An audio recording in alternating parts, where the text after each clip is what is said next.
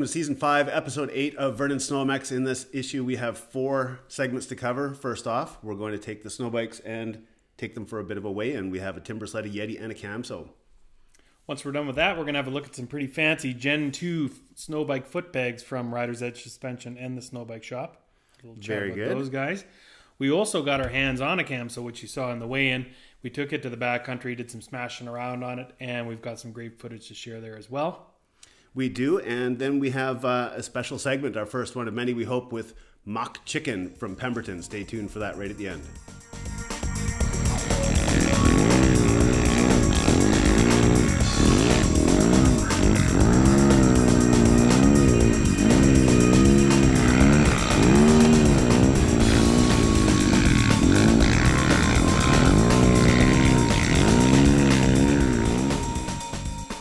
Okay, Andrew, let's start with the weigh-in of the bikes. You and Warren went down to Rider's Edge Suspension where you had a cherry picker, an engine hoist. Yep, and a digital scale. Cool. And let's start with the heavyweight of the bunch. All right. If you've muscled around a Camso before, you know that they are kind of heavy. So we're talking about a 129 track. Oh, first we should talk about the bikes. They're all identical. Sure. All the bikes are FC 450s. You guys drained all the fuel out of them. And a few of them had a couple of extras on it. So after the weigh-in, we took those extras off, weighed them, and have subtracted that from these numbers that I have here. Bet. So in the heavyweight corner of the Camso 129 weighed in at 319.6 pounds. Ooh. Then we have the Timber Sled Aero 137 weighing in at 308.85 pounds. I call that respectable. Yeah, and so that's a difference of 10.75 pounds. Yeah. Now, the Timber Sled is longer. Sure. But, you know, once we start thinking about the cost difference between those two bikes, 10.75 pounds, it's not that bad. And then we have our lightweight, the Yeti 129 SS. Now, keep in mind, short track 129, same as the Camso, though. Yep. Skinnier track. SS, yeah. And all kinds of fancy carbon fiber. 279.65 pounds. So that puts it 29.2 pounds less than the Timber Sled. So 30 pounds less than the Timber Sled. When we're comparing our two bikes, we're always swapping back and forth. That's right. It's a 30-pound difference between those bikes. And then between our heavyweight, the Camso, and the Yeti, that puts us nearly 40 pounds difference. Now, everybody on the screen is looking at the screen right now, and they're going to say, wow, whatever, you're not comparing apples to apples. But you have to remember that we went to the manufacturers and said, what should we run head-to-head? And Yeti said, run this 129 SS against the Aero, and that's the kit to play with. So these are our findings, and I think that's important to note as well. Well, keep in mind too, when we're talking about hill climbing, we're comparing a 137 versus a 129 SS. When we're talking about cornering, everything they're different bikes. These are the manufacturer's recommended mountain machines for the areas and the style of riding that we ride in. All right, so I hope you enjoyed our little comparison, and we'll move on to a random snowbike clip, and then we'll be seeing you for our next segment.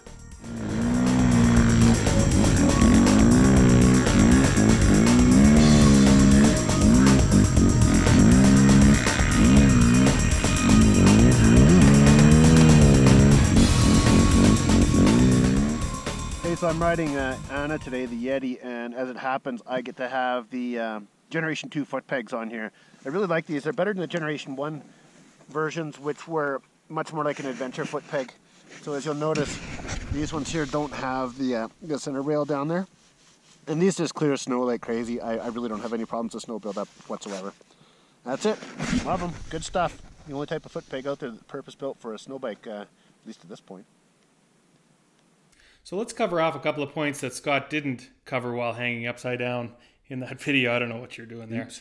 Anyway, here's one of the pegs from the snowbikeshop.com and from Rider's Edge. These are made out of 70-75 aluminum, so high-grade stuff. They also have a titanium collar, which is pretty geeky in the world of foot pegs, but the cool thing about that is long-term rigidity. The peg's not going to start to sag over time after use. And the other point we'd like to point out too are the replaceable set screws on the foot peg. It gives great traction. I don't imagine you ever have to replace these on a snow bike. There's not much dirt or mud kicking around. But what they do is give you lots of great traction without tearing into your expensive boots. They're not overly aggressive, but we haven't had any slippage issues on these pegs at all.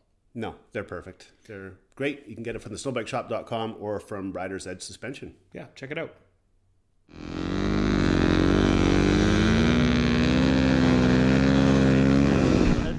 what you riding? Riding a Husky 450 with a Camso 129.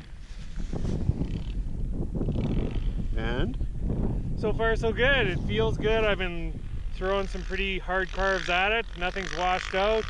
Feels pretty inspiring. It's good. All right, let's go get some more footage. Let's do it. Well, Andrew, thank you for that initial orientation to the cam. So let's talk a little bit more about our impressions. Yeah, you know what? I enjoyed the kit. It cornered well. It handled the deep snow because we were out on a pretty deep day. Mm-hmm. Even though we didn't get a lot of seat time with it, Kyle from Rider's Edge, who was out with us, he followed us everywhere we went, and we went into some pretty bizarre locations. And he's not a long-time rider. He's a very skilled dirt biker, but he's only been on a snow bike 6 times. So that really says a lot about that kit and its capabilities and its friendliness for relatively new riders. The front ski was really good. The traction was good. Yeah. It's heavy, and I thought I was feeling that when I was riding it too. It's maybe a little bit sluggish, but that could have also been because Kyle's air box was full of snow. I had to clean it out a few times. That bike was assembled the night before. Yeah. So it wasn't completely pimped out the way it normally would be.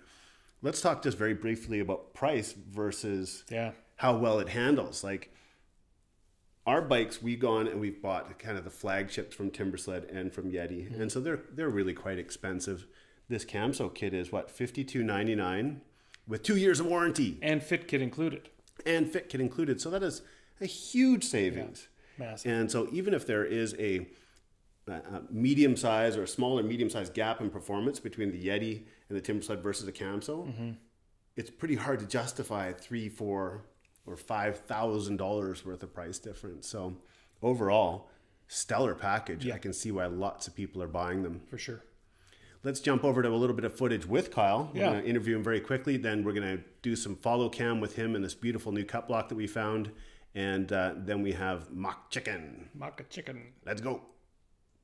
Today we're happy to be riding with Kyle from Rider's Edge Suspension. He's on an FC450, great bike. And a Camso, so thanks for coming out today and letting us try out the Camso rig. It's pretty cool. Yeah, it's a fantastic day out here. We got sunshine and can't wait to shred some more powder out here. Not too shabby.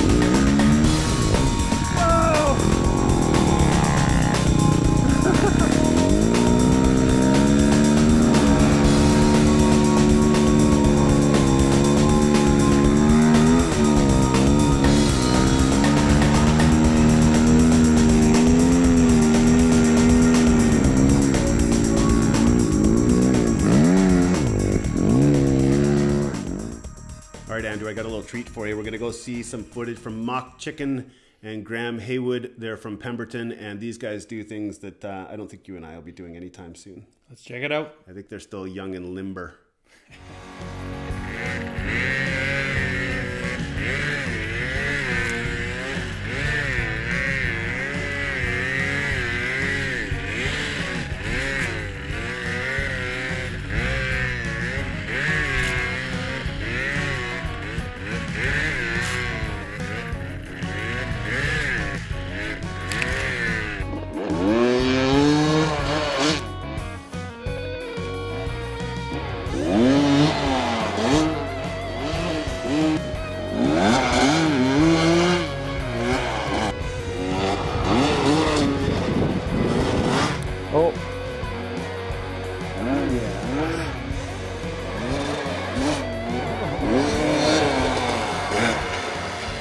That was Mock Chicken and Graham. Andrew, what do you think about those guys?